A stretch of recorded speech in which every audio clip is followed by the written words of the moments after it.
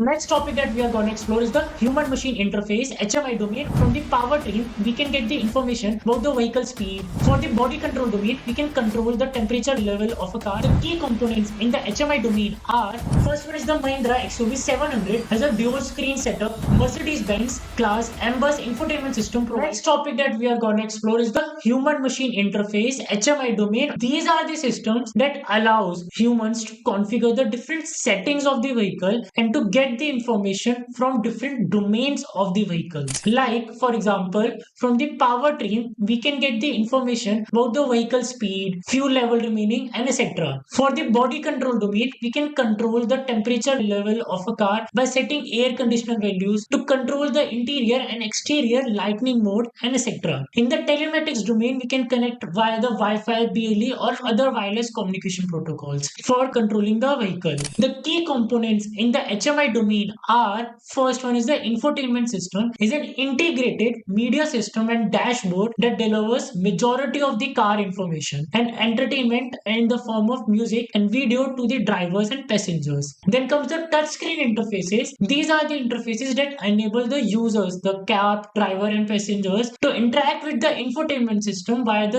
touchscreen displays instead of just keyboards or the mice. Next comes the voice command systems, which integrates the features like Hi Alexa, Hi Mercedes to make the task hand-free. Then comes the gesture control features, which also makes the task hand-free, and via the movement of our hands only, we can control the music or the volume of the music and the other functions inside the car. Next one is the instrument cluster. These are the dashboards that typically sits behind the steering wheel, providing the information to the car driver such as vehicle speed level, engine temperature, engine RPM. Modern instrument clusters, apart from just these, also provide the various kind of other informations like driver alerts, music and navigation information, indication of lights, headlights and backlights, indication of wipers for mirrors, and the other things. Next comes the heads-up display, which is a transparent screen that presents information directly into the user's line of sight